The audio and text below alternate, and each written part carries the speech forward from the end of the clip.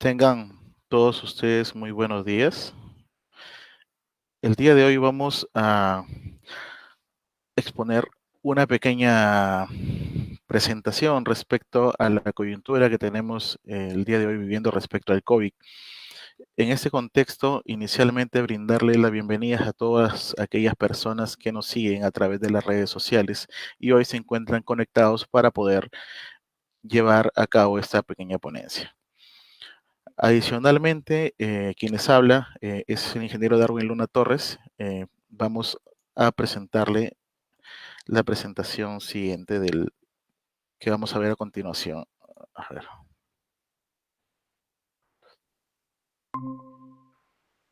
Muy bien, vamos a hablar respecto a la prevención de riesgos laborales y protección frente al COVID-19 en el trabajo. Al respecto, debemos iniciar verificando el marco legal vigente. Ante ello, tenemos que revisar la Ley 29.183, que es la Ley de Seguridad y Salud en el Trabajo. Asimismo, el Decreto Supremo número 05/2012 que aprueba el reglamento de la Ley de Seguridad y Salud en el Trabajo. Adicionalmente, se cuenta con la resolución ministerial 448/2020 MINSA, que deroga en principio la resolución ministerial 239 y aprueba el documento técnico denominado Lineamientos para la vigilancia de la salud de los trabajadores con riesgo de exposición a COVID. Además, deben observarse las normas sectoriales, es decir, debe revisarse no solo estas normas generales, sino que cada sector, de acuerdo a lo que se ha emitido por parte de las entidades competentes, deban cumplirse aquellas disposiciones en materia de seguridad y salud en el trabajo según corresponda. Para ello tenemos que ver qué es lo que nos dice la ley 29.783. Ante ello, pues, lo que busca es promover una cultura de prevención de riesgos laborales dentro del país. Para ello, le otorga el deber de prevención al empleador y al Estado le entrega el rol de fiscalización y control. Asimismo, para los trabajadores les precisa que deban participar no solamente los trabajadores, sino también las organizaciones sindicales. Muy bien, eh, tenemos que el día de hoy ya contamos con un nuevo riesgo asociado a las actividades del trabajador. En este caso estamos hablando del SARS-CoV-2 o COVID-19, que es, en ese caso, nos hacemos la pregunta, la mayoría de empresarios, de empleadores, de trabajadores, ¿cómo hago para poderlo combatir? En este caso, buscamos la forma idónea para poder protegernos y no contagiarnos de este virus, esta enfermedad, ¿no? Para ello, nosotros lo que tenemos que hacer, pues, es utilizar el distanciamiento social, nuestros protectores, en este caso la mascarilla, entre otros equipos de protección que me permitan evitar el contagio con otras personas o contagiar a otras personas.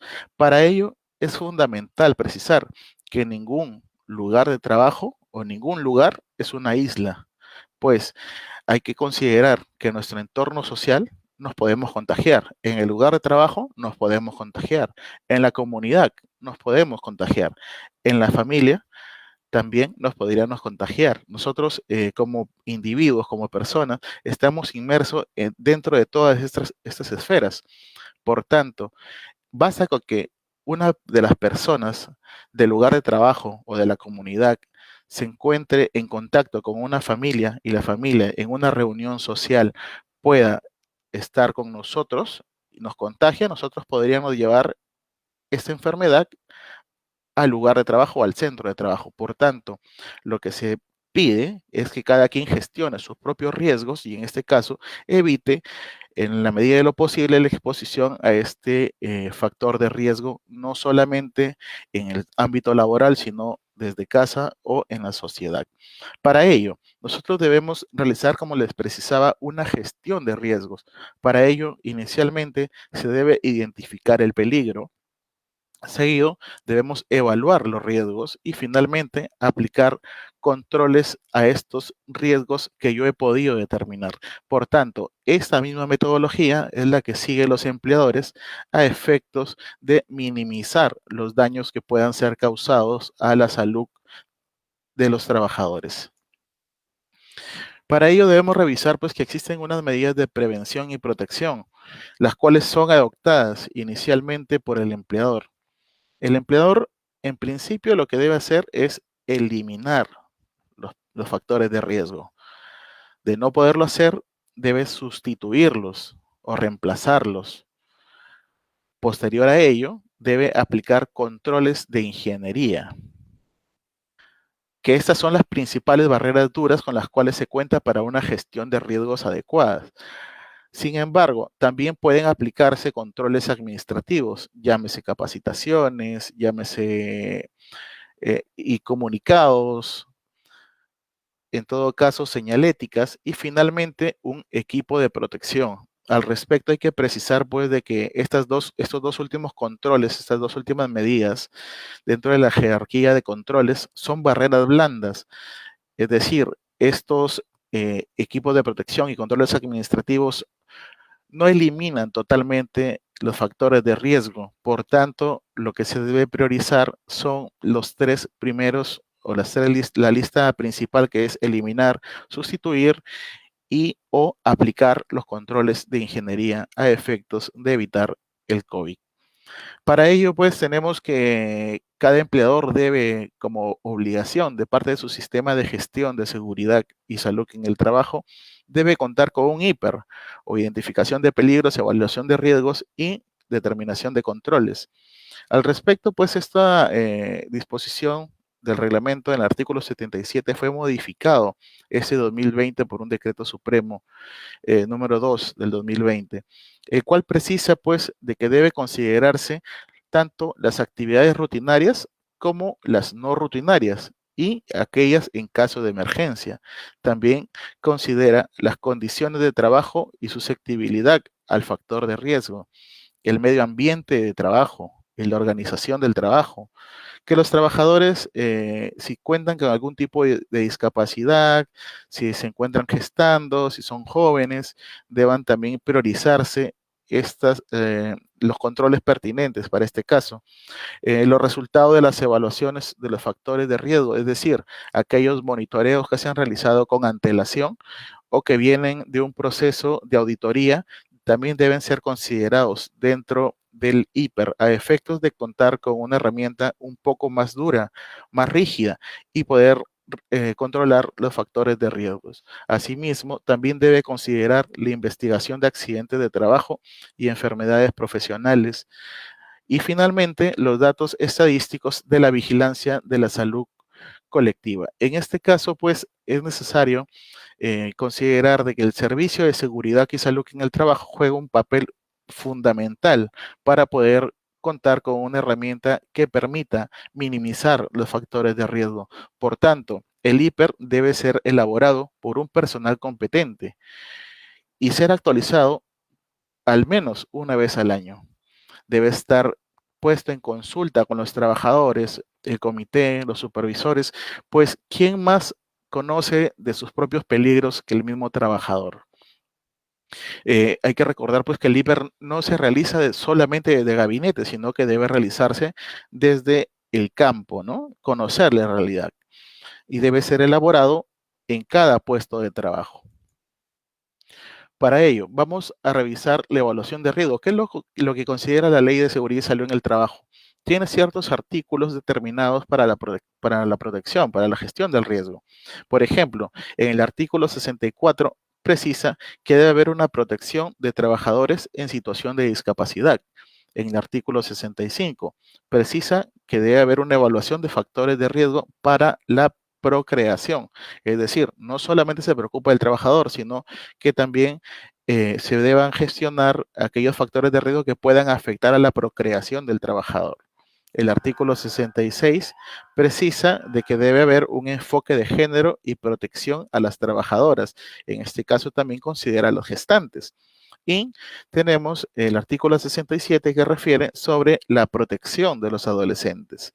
En este caso deben aplicarse medidas de control que deban aplicarse considerando, en este caso, la gestión de riesgo para poder minimizar o para poder gestionar adecuadamente los riesgos y evitar tanto los accidentes de trabajo, enfermedades ocupacionales y también el COVID-19.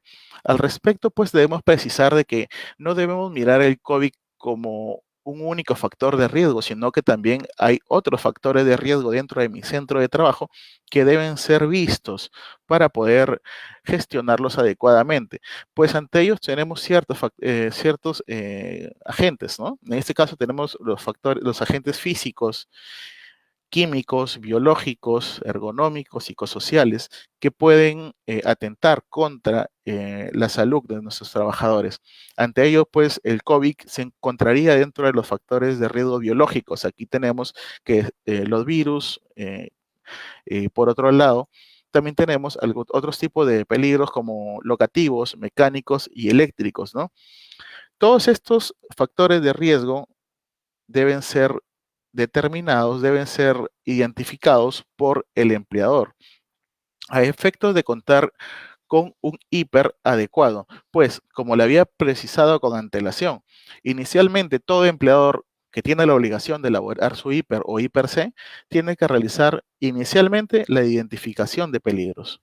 Posteriormente debe evaluar los riesgos y finalmente determinar los controles. ¿Qué tipo de controles voy a aplicar para ese peligro identificado y que he evaluado que es potencial o es altamente potencial que pueda generar algún daño, algún perjuicio a mi trabajador? Ante ello tengo que aplicar una jerarquía de controles. Yo decido eliminar, sustituir ese factor de riesgo, aplicar un control de ingeniería a efectos de minimizarlo, un control administrativo como una señalética, una advertencia, capacitaciones, procedimientos escritos de trabajo, de repente informes, algún tipo de series administrativas que permitan minimizar los riesgos y finalmente los equipos de protección personal. Pues como le decía anteriormente, los equipos de protección personal lo que realizan es brindarte una protección, pero no elimina totalmente todos los factores de riesgo, solamente los minimiza. Por tanto, lo que se sugiere es, en principio, utilizar las barreras duras como es eliminación, sustitución o los controles de ingeniería de acuerdo a la jerarquía mostrada en sus pantallas. Ante ellos, pues, tendrá que evaluarse si estos, en la evaluación de riesgos, ver si es que estos, a qué nivel de riesgo corresponde, si es que es tolerable, no tolerable, si es moderado, si es alto.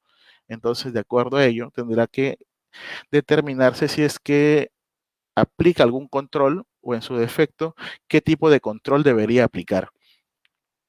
Para ello, ya estamos en la fase de determinación de controles, pues ante ellos, como le venía explicando, debe considerarse pues qué tipo de control debería aplicar. Y para ello, yo tengo que, dentro de mi evaluación, considerar, de acuerdo a una matriz de evaluación que encontramos dentro de la resolución ministerial 050 del 2013, aquí voy a hacer una tingencia, ¿no? Debemos considerar pues de que no hay una única metodología para poder hacer el hiper o el hiper C, sino que existen diversas metodologías y para ello es el empleador quien debe realizar una adecuada gestión de riesgo. Por tanto, vamos a mostrar algunas metodologías para que usted pueda conocer cómo realizar una adecuada evaluación de riesgo, ¿no? En este caso, esta es una metodología señalada, precisada dentro de la resolución ministerial número 050 del 2013, en el cual evalúa si es que la severidad y la probabilidad, cuán severa puede ser la lesión que sufra, y por el otro lado tenemos cuán probable puede ser. Entonces, si nosotros situamos algún evento, vamos a realizar un trabajo en altura, ¿cuál es la probabilidad de que pueda caerme realizando el trabajo en altura? Entonces tengo que revisar si la probabilidad es escasa, existe baja probabilidad, si puede suceder, o si es probable o es muy probable.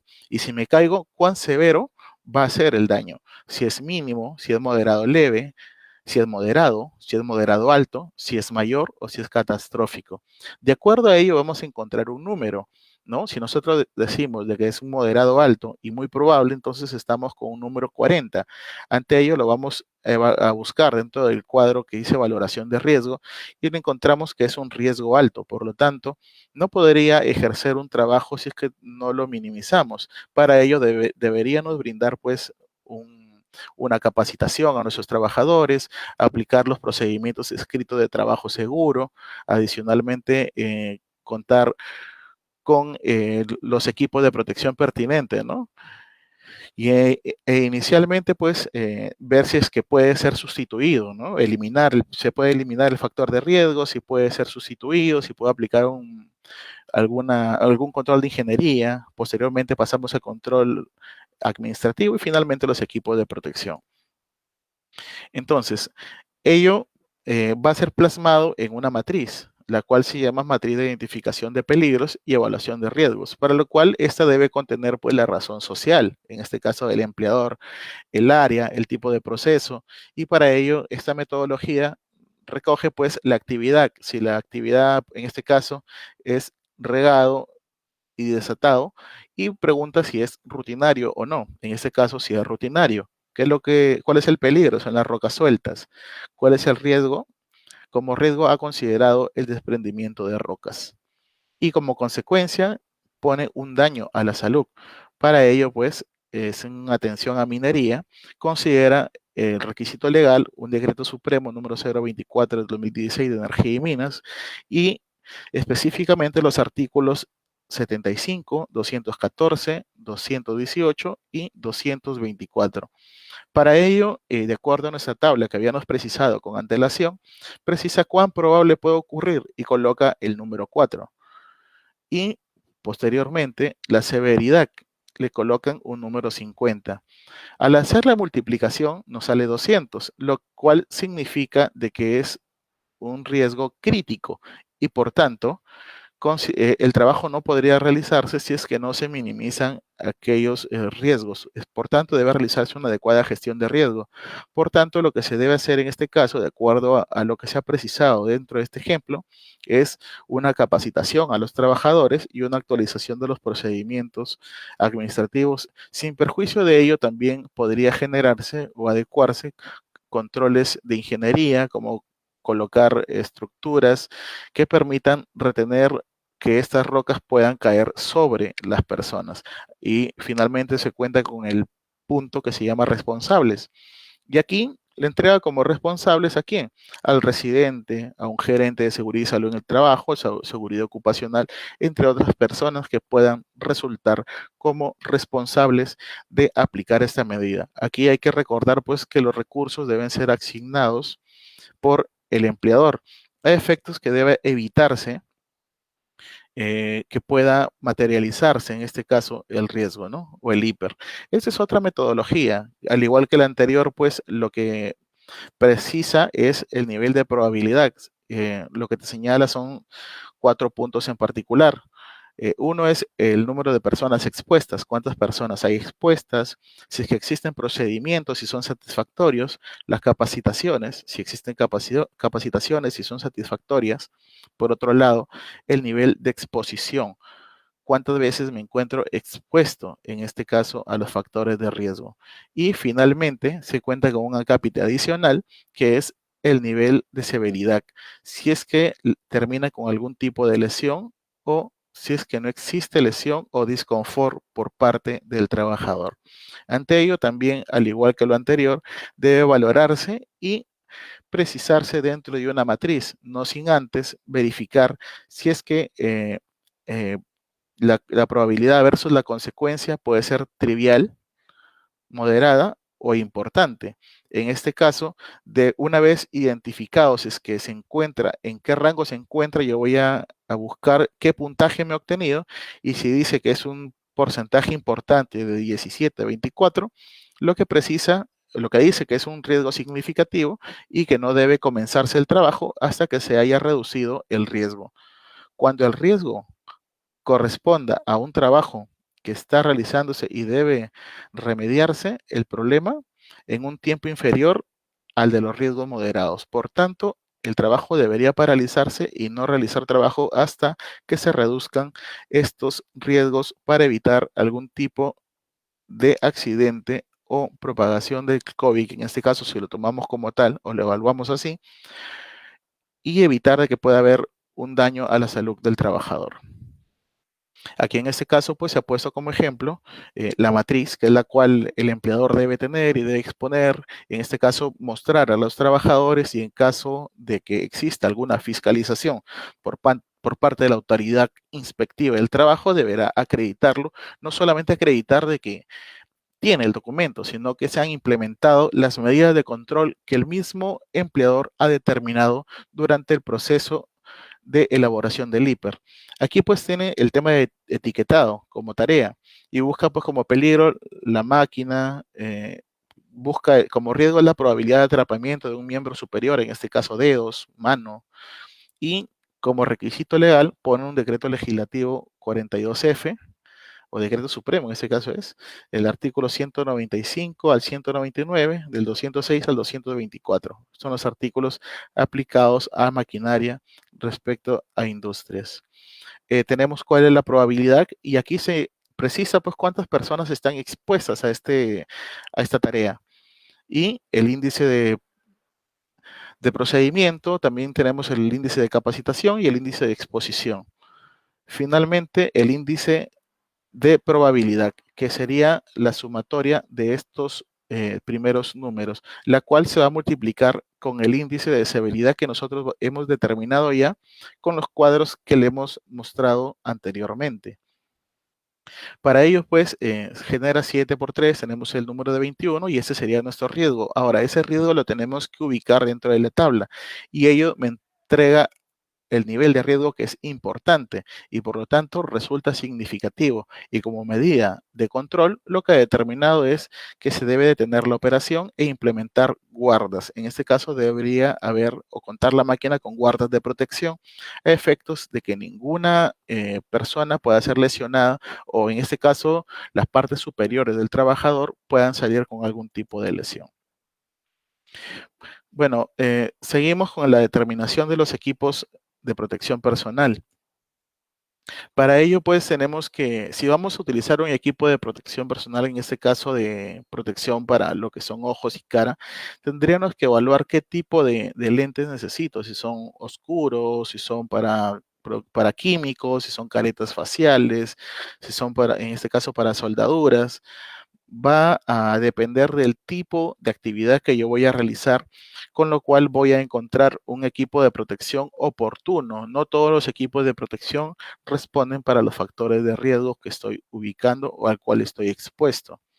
En este caso también tenemos el tema de cascos como equipo de protección. En este caso, los cascos van a ser también adecuados de acuerdo al tipo de actividad que voy a realizar.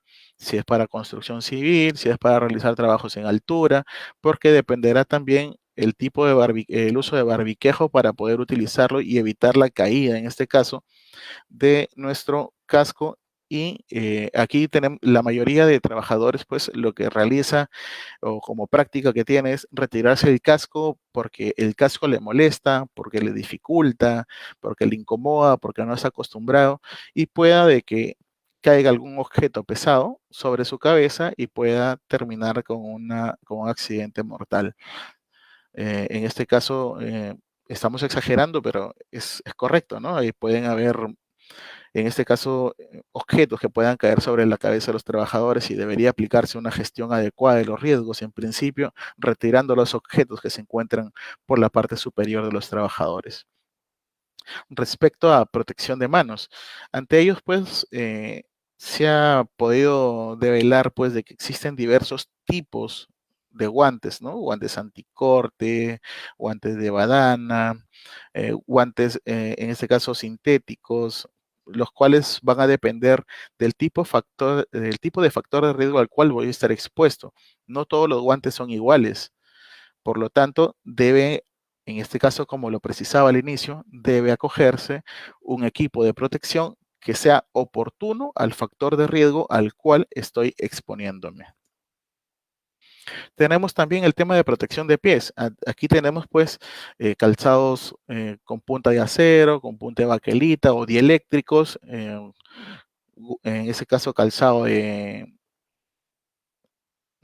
Geve para evitar el deslizamiento de pisos resbalosos, y equipo de protección como botas para productos químicos, entre otros tipos de equipos de protección que pueda tener para que pueda poner a salvo, en este caso, mis miembros inferiores, como en este caso son los dedos de los pies o los propios pies, ¿no? Y es importante realizar una adecuada selección, en este caso de los equipos de protección aquí. También tenemos protección respiratoria, ¿no? Que pueden ser mascarillas, o en este caso, algunos que tengan con cartucho, que puedan, de acuerdo al tipo de producto químico de repente que voy a utilizar, ¿no? En este caso son caretas que puedan proteger frente a vapores orgánicos. Es necesario aquí también identificar, por ejemplo, respecto al COVID-19, aquí corresponde mínimamente utilizar una mascarilla quirúrgica o en este caso para el personal que se encuentra con alta exposición, el N95, entre otros. Vamos a abordar, ya que hemos visto la parte general, en este caso de la gestión de riesgo, ahora vamos a ver cuáles son las principales medidas que se debería implementar o que todo empleador debería implementar frente al COVID-19. Para ello, pues, hay que reconocer o hay que recordar que se necesita, en principio, utilizar nuestros equipos de protección que ya están señalados o señalizados, que son mascarilla, o los guantes según corresponde al tipo de actividad que realice, los lentes, protector facial, entre otros, que sean necesarios de acuerdo al factor de riesgo que estoy expuesto. Para ello, pues, hay que evitar compartir cualquier tipo de artículo personal con otra persona, tales como cubiertos, platos, vasos, botellas, inclusive tomar de una misma botella algún líquido, ¿no? Mantener los ambientes ventilados, usar equipos de protección personal como mascarillas u otros según los riesgos que se ha podido determinar dentro del ámbito de labores. Bueno, para el correcto uso de mascarillas lo que se recomienda es en principio que se deba lavar las manos con agua y jabón, tal como se ha precisado ya o como se evidencia en la imagen número 1, utilizar una mascarilla, un protector, en este caso respiratorio, que no se encuentre roto, rasgado, o que no se encuentre, o que ya haya sido utilizado por otra persona, ¿no? Que deba ubicarse la tira metálica en la parte superior para la nariz y colocarse las cintas a lo largo de las orejas, la parte posterior, ¿no? Ahora, seguidamente debe la parte metálica que cuenta en la parte de la nariz debe acondicionarse a la parte de la nariz. Es decir, debe describir aquella forma de, eh, de que tiene mi nariz para que pueda brindarme una protección mayor. Una vez que termine de utilizar esta mascarilla, no tengo que cogerla de la parte celeste o la parte blanca que tiene la parte, en ese caso el protector, sino que debo sacarlo de uno de las asas, en ese caso una de las ligas del costado y desecharlo, evitando el contacto directamente. Asimismo, también hay que tener un tema de lavado de manos o desinfección de las manos para evitar el contagio a través de la saliva o a través de haber tocado objetos que hayan tenido contacto con algún tipo de esputo o saliva de otro trabajador que pueda haber estado en contacto o contaminado, ¿no? También tenemos como medida el evitar en este caso, el contacto directo con un trabajador, ¿no? Lo que se busca es que se deba brindar un distanciamiento social oportuno. ¿Por qué? Porque a través de ello voy a evitar de que las partículas o las gotículas puedan ser trasladadas y que lleguen a mis ojos, que lleguen a mi nariz o que pueda llegar a mi boca, ¿no? Eh, Acá se pone un pequeño comentario donde sí se recuerde que se puede portar el virus sin presentar síntomas, mantenga su distancia, ¿no? Hay que recordar que existen trabajadores que son asintomáticos y algunos trabajadores, o en este caso personas que son sintomáticas, y para ello, pues, la resolución ministerial 448 ha precisado que si hay una persona sintomática y que ha sido determinado por una prueba serológica, corresponderá 7 días de un descanso médico, de un aislamiento social, y posteriormente podría reincorporarse a trabajar sin considerar una prueba adicional. Si ha sido detectado con una prueba molecular, corresponderá a un descanso médico de 14 días y después de esos 14 días, sin prueba en contrario, podrá regresar. Ahora, si la persona es sintomática, presenta síntomas y ha sido detectado en este caso, se le brindarán 14 días de descanso médico y una vez que salga de este cuadro, mínimamente tiene que permanecer 3 días como asintomático. ¿Para qué? Para que pueda regresar. Ahora, en este caso, en todos los casos es el médico ocupacional o quien se encargue de la salud de los trabajadores quien deba realizar la gestión del regreso de manera oportuna, a efectos de evitar el contagio de más trabajadores. Tenemos también el tema de lo que son la protección, en este caso la higiene respiratoria. No ha ocurrido que muchas personas cuando estamos en la calle, las personas directamente estornudan y no tienen ninguna protección. Pues en este caso lo que se busca es de que el trabajador o la persona de a pie asuma o se sensibilice a efectos de que deba cubrirse la boca y nariz con la parte interior del codo, ¿no? Con el pliegue del codo, o con un pañuelo descartable, el cual tiene que desechar posteriormente en un lugar adecuado, no debemos dejarlo en cualquier lado. Por tanto, lo que se busca es evitar que estas partículas, en este caso de saliva que podría estar contaminada, puedan llegar hacia otras personas y pueda dispersarse el virus. ¿Qué otras medidas tenemos? Ya lo había precisado anteriormente, ¿no? Lo que se busca es de que las personas inicialmente o se establezca de manera obligatoria, pues tal como está en los 7 lineamientos de la resolución ministerial 448, el tema de lavarse las manos, lavado y desinfección de manos. Para ello, debe lavarse de manera frecuente con agua y jabón, mínimamente durante 20 segundos. Asimismo, que se pueda desinfectar sus manos con alcohol gel o líquido. Y hay que evitar en todo momento, pues, tocarnos ojos, nariz o boca con las manos sin habernos lavado. Otro punto importante para poder brindar sensibilización a los trabajadores sería la señalización. En este caso, tener un espacio señalizado donde le haga recordar al trabajador que constantemente debe lavarse las manos. Ahora, la frecuencia debe ser establecida dentro de nuestro plan para la prevención del COVID, lo cual está elaborado, debe ser elaborado por el Servicio de Seguridad y Salud en el Trabajo. Uso de barreras físicas también, como por ejemplo aquí en este caso se han establecido unas barreras para evitar el contacto directo, además de contar con más de 1,5 metros de distancia, aparte se han establecido barreras físicas para evitar la dispersión, en este caso, del virus, ¿no? Por eso es de que se pone que se mantenga una distancia prudente y adicionalmente de esta forma gestionamos los riesgos a efectos de evitar la contaminación de los demás trabajadores. También como parte de los protocolos, lo que corresponde es de que cada cada empleador deba realizar desinfección de áreas comunes. En este caso, debería ser antes de iniciar los procesos, de iniciar las labores, al mediodía, antes de iniciar la jornada, la segunda parte de la jornada, o en su defecto también al momento de concluir la jornada para contar con ambientes higienizados, limpios, de tal manera que nos permita reducir, en este caso, los factores de riesgo de contraer el COVID.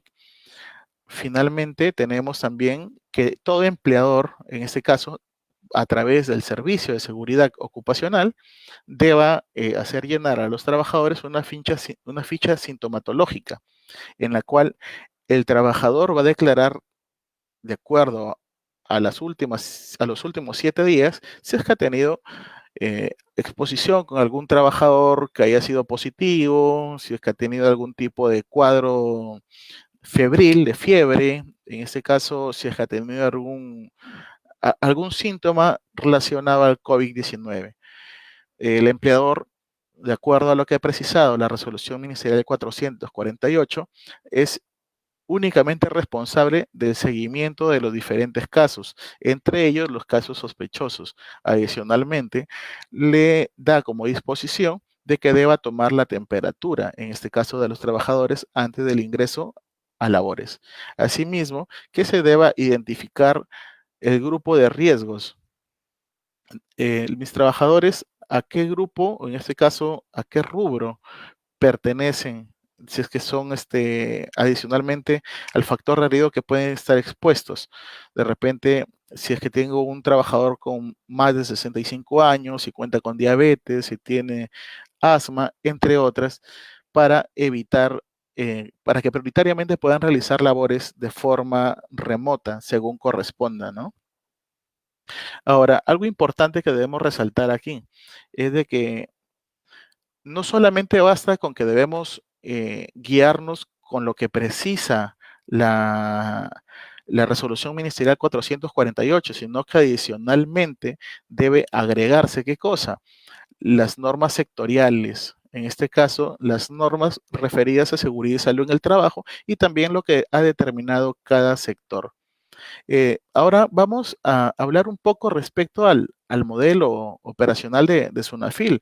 Si es que hay algunos empleadores, pues pueden dar fe de lo que voy a manifestar ahorita respecto a las cartas inductivas y cartas disuasivas. Al respecto, pues debemos considerar de que todo empleador o toda persona jurídica debe presentar un plan para la prevención, vigilancia y control del COVID-19 en el trabajo. Este plan debe ser elaborado ¿por quién? Por el empleador, sí, pero ¿a cargo de quién? Por el empleador, pero a cargo del Servicio de Seguridad y Salud en el Trabajo. Este plan, una vez elaborado, debe ser remitido al Comité de Seguridad y Salud en el Trabajo o Supervisor de Seguridad y Salud en el Trabajo, según corresponda. Este comité o supervisor, en un plazo de 48 horas, debe aprobar este plan. Y una vez que haya aprobado el plan, es remitido al empleador y el empleador lo envía al correo empresa@minsa.gov.pe y con ello se considera el registro inmediato en el SIS-COVID-19. Para ello, hay que recordar que el SIS-COVID-19 pertenece al MINSA. Aquí lo tenemos como registro del MINSA. Posteriormente, SUNAFIL con estos datos realiza una priorización de intervención. ¿Dónde va a intervenir y cómo va a intervenir? ¿Por qué? Porque no todo es reactivo, sino que corresponde la parte preventiva. Al respecto, acciones preventivas tenemos que se debe realizar, por ejemplo, un diagnóstico en materia de seguridad y salud en el trabajo que son enviados a través de la casilla electrónica. Para ello, hay dos pasos. Tenemos pues en el primer paso que hay una remisión de cartas inductivas a los empleadores o un checklist para que el empleador ingrese a su casilla electrónica y responda si es que cuenta o no cuenta con una información de acuerdo a la lista de verificación enviada. Por ejemplo, se nos ha enviado una lista si que contamos con lavabos para manos y decimos que no tenemos, entonces tenemos que implementarlo. Sunafil, ¿qué hace? En caso de reporte de varios no tengo, te envío una carta disuasiva donde te dice debes cumplir con tus obligaciones de acuerdo a lo señalado por la resolución ministerial 448 o en su defecto por lo que refiere el reglamento de la Ley de Seguridad y Salud en el Trabajo o la propia Ley de Seguridad y Salud en el Trabajo. Si pese a ello no se ha cumplido con la obligación, SUNAFIL, en este caso, puede iniciar a través de un inspector una orden, puede generar una orden de inspección para que pueda realizarse una fiscalización, que puede ser tanto física o virtual o combinada en este caso, ¿no? Ahora, sin perjuicio de ello, cabe precisar pues de que SUNAFIL no necesariamente tiene que guiar la parte preventiva, sino que si es que existe algún tipo de denuncia, inmediatamente puede generar una orden de inspección y enviar a un inspector a través de un procedimiento inspectivo para que pueda verificar, en este caso, las condiciones de salud de los trabajadores y sancionar según corresponda. Es decir, primero se va a solicitar información al empleador, verificar, en este caso, las medidas, se va a solicitar una medida de requerimiento, se va a requerir información, por ejemplo, registros de equipos de protección, registro de capacitación, registro de inspecciones, el registro del plan, entre otras, de acuerdo a lo que diga, en este caso, su orden de inspección. Ahora, el, ello conllevará posiblemente o no a un cierre temporal del centro de trabajo, si es que se afecta, en este caso, la salud de los trabajadores. Pero, sin perjuicio de ello, la orden de inspección puede acabar de dos formas. Uno, puede acabar en un informe o, en su defecto, podría acabar con una acta de infracción. Cuando acaba con un informe, significa que el empleador ha sido diligente y, por lo tanto, como diligente, ha presentado toda la información y no ha infringido ninguna norma. Sin embargo, por el otro lado, si es que la persona ha sido negligente, esta persona puede ser sancionado con una acta de infracción de acuerdo a lo que precisa, en este caso, el reglamento de inspecciones. Para ello debemos recordar algo puntual, ¿no? Que una vez que se genera la denuncia, o en este caso la solicitud por parte de la decisión interna del sistema inspectivo, se genera una orden de inspección, que esta orden de inspección puede ser concreta o genérica. Concreta es cuando se determina una persona jurídica propiamente, y genérica cuando apunto al rubro en general. Ahora, luego se asigna a un inspector. Hasta aquí no existe un plazo para que pueda determinarse o pueda generarse las órdenes. Una vez que el inspector recibe la orden de inspección, tiene un máximo de 10 días hábiles para iniciar su función. Una vez que inicia su función inspectiva, cuenta con un máximo de 30 días no prorrogables para poder concluir, en este caso, con su proceso o procedimiento inspectivo, debiendo concluir en informe de inspección o en un acta de infracción según se haya determinado o verificado o constatado dentro de su actuación inspectiva. Hay que recordar que todo empleador, si es que es de manera presencial la visita, en este caso, esa persona, el supervisor o el inspector del trabajo, deba atenderlo dentro de un tiempo prudente no mayor a 10 minutos. Ahora, debemos recordar también cuál es la estructura, qué es lo que se verifica dentro del plan de vigilancia. Con esto ya estaríamos casi por concluir la presentación y pasaremos a absolver, en este caso, consultas que han llegado a través del chat. ¿Qué es lo que se busca inicialmente? Que deba aprobarse e implementar el plan. En este caso, el plan para la vigilancia, prevención y control del COVID en el trabajo. Luego tenemos que debe cumplirse con los procedimientos obligatorios. En este caso son siete lineamientos determinados por la resolución ministerial 448. Número 1, tenemos la limpieza y desinfección de manos, la evaluación de la salud del trabajo previo al regreso o reincorporación al centro de trabajo, el lavado y desinfección de manos obligatorio. Tenemos también la sensibilización de la prevención del contagio en el centro de trabajo, las medidas preventivas colectivas, medidas de protección personal y finalmente una vigilancia de la salud de los trabajadores. En- de eso, pues, lo que podemos colegir es de que lo que se busca en principio es de que todo empleador deba seguir no solamente la limpieza de su centro de labores, sino que también debe evaluar la salud de cada trabajador antes de que se incorpore a trabajar o reingrese a trabajar. Una vez que reingrese a trabajar, debe preocuparse por el lavado y desinfección de manos de manera obligatoria para todos los trabajadores. Una vez estando adentro trabajando, tiene que sensibilizar, en este caso, a los trabajadores en los procedimientos internos para evitar el contagio del COVID. Adicionalmente, tendría que implementar medidas colectivas y, al agotar las medidas colectivas, deberá adoptar medidas de protección personal. Finalmente, deberá ser una vigilancia de la salud de los trabajadores en el marco del COVID. Por otro lado, debe considerarse, pues, cuáles son aquellas consideraciones para que un trabajador regrese a trabajar o se reincorpore al trabajo, para lo cual deberá haber una revisión y reforzamiento a los trabajadores en los procedimientos, en este caso, como lo estaba señalando con antelación, respecto a sus propias actividades, pero ahora desde el punto del COVID para evitar un contagio hacia sus familiares o a los demás trabajadores o a la sociedad o comunidad en general. Y finalmente, otras disposiciones que puedan resultar complementarias de ello. Ante esto, pues tenemos que determinar o se van a mostrar dos tipos de infracciones. Para ellos tenemos el no llevar a cabo evaluaciones de riesgo, por ejemplo, no hacer un hiper o controles periódicos de las condiciones de trabajo en las actividades del trabajo, no identificar adecuadamente los riesgos frente al COVID o no realizar actividades de prevención, no otorgar mascarillas, no otorgar capacitaciones, entre otros, según los resultados de la evaluación, o sea, de acuerdo a lo que señala el IPER, de acuerdo a al Decreto Supremo número 019-2006, que es el reglamento de la Ley General de Inspección del Trabajo, precisa que es una infracción de tipo grave.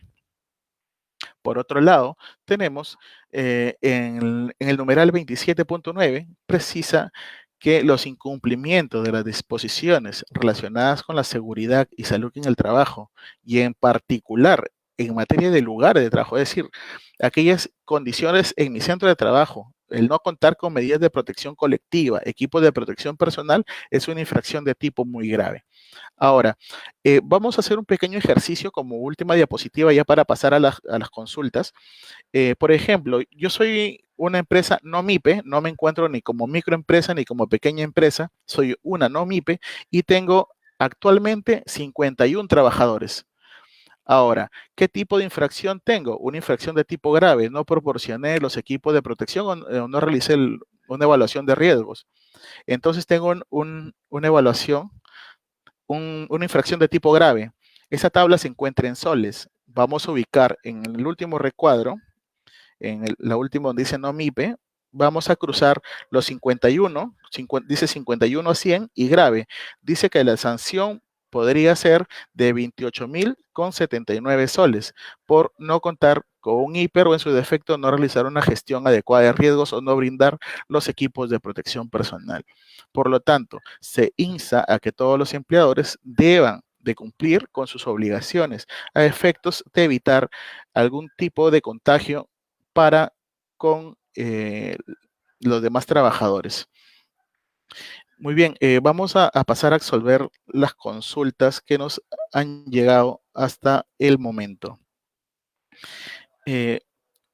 Vamos a revisar, dice Anita Torres nos pregunta sobre la elección del supervisor para una empresa que iniciará actividades por primera vez. El plan debe ser aprobado por el supervisor para poder iniciar operaciones sin el envío del plan. Muy bien, preguntémonos algo importante aquí.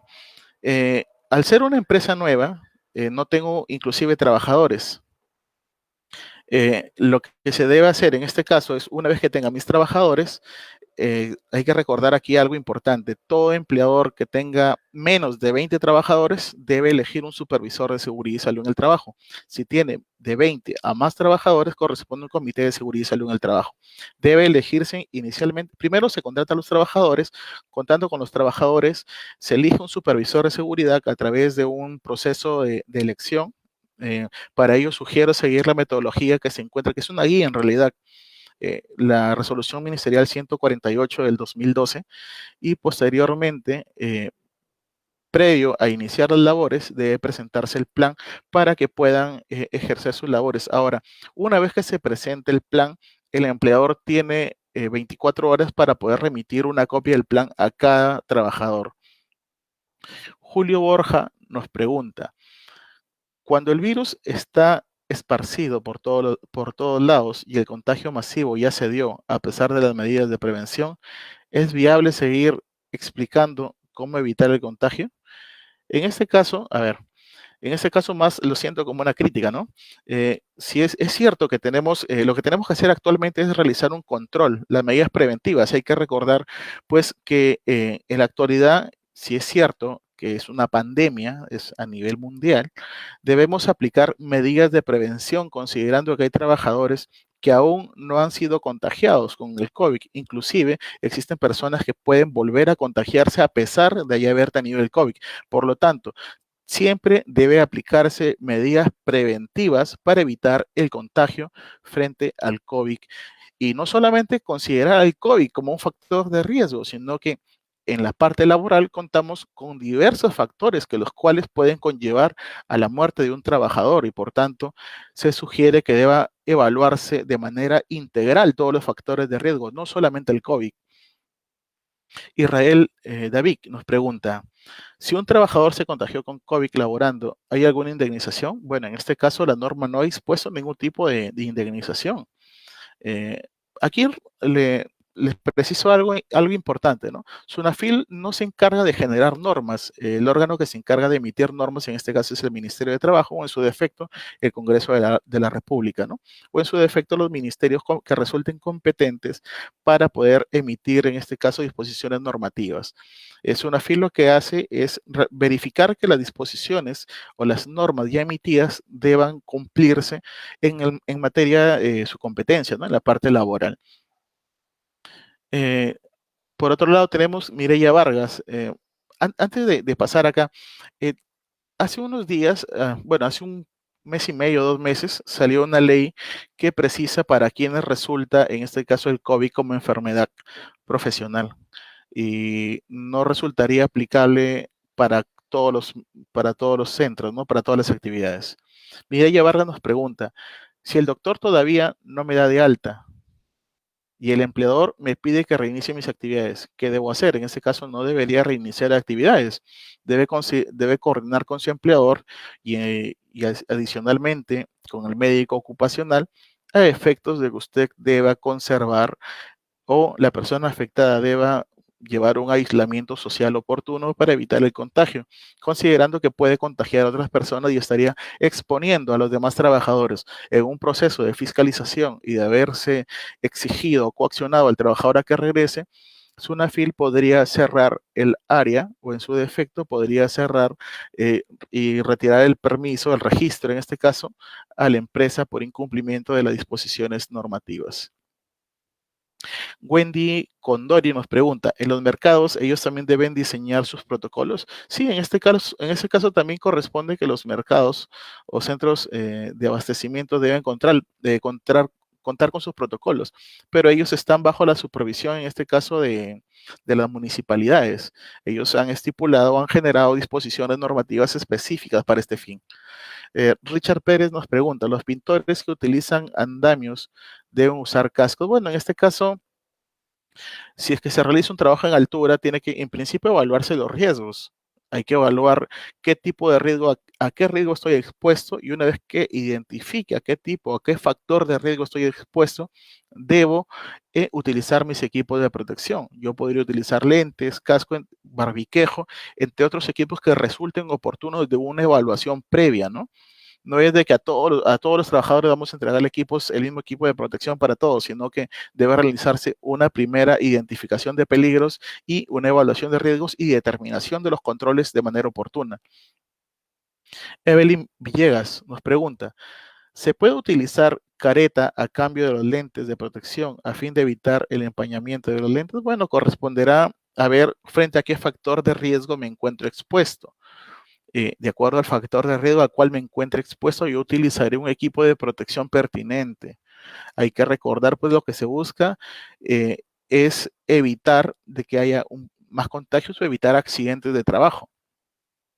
En este caso, me parece haber visto a través de tutoriales que han sido emitidos por YouTube, por Facebook, el tema del uso de jabón, empañarlos con jabón, limpiarlos y ahí ya no se empañan las lunas, ¿no? Podría ser recomendable de que pueda buscar esos tips que se encuentran a efectos de que no se empañen sus lunas, ¿no? Tenemos a Yuri Rosas. Pregunta, ¿los trabajadores con hipertensión controlada, con tratamiento menores de 60 años están considerados en el grupo de trabajadores de riesgo? Sí, en este caso habría que revisar la lista. ¿Cuál es la lista que considera a los trabajadores con factores de riesgo? No obstante, hay que considerar de que el médico ocupacional va a tener que determinar si es que esta persona eh, prioritariamente va a pasar un trabajo remoto o necesariamente va a realizar un trabajo de forma presencial. Finalmente, el médico ocupacional, de acuerdo a su expertise, de acuerdo a la información médica del trabajador, deberá determinar qué tipo de trabajo deberá seguir este trabajador, ¿no? Ninoska Marquina nos consulta: si somos una empresa pequeña y no tenemos como requisito tener un médico ocupacional, ¿quién es el responsable de dar de alta? ¿El supervisor de seguridad o es la misma entidad médica que realizó la prueba? En este caso, sin perjuicio de, al ser una empresa pequeña, debe cumplir con el anexo 1 de la resolución ministerial 448. Le invito a que pueda revisar y corresponde pues que deba contar mínimamente con un profesional de la salud, en su defecto eh, con un licenciado en enfermería, pero de acuerdo a lo que precise la tabla del anexo 1. Le sugiero a que deba visitar, recuerda el número de trabajadores, adopte a aquella persona que se va a hacer cargo, en este caso, de la parte de salud ocupacional y del seguimiento propiamente frente al COVID. Finalmente, y como última pregunta, tenemos a Miguel Rojas, que precisa: la aplicación de cuarentena para la reincorporación serán de 7 a 14 días. Pero en el caso que se capte el caso durante la actividad laboral, ¿cómo se determinan los días de descanso? En este caso, lo que precisa la resolución ministerial 448 es: una vez detectado a través de prueba serológica o a través de prueba molecular, corresponderá de 7 hasta 14 días de acuerdo al día en que se haya detectado. Por lo tanto, también corresponde a la parte médica, la parte de salud ocupacional, que deba seguir o hacer el seguimiento oportuno frente a estos casos. Bien, por mi lado ha sido todo en cuanto he tenido que compartir con ustedes.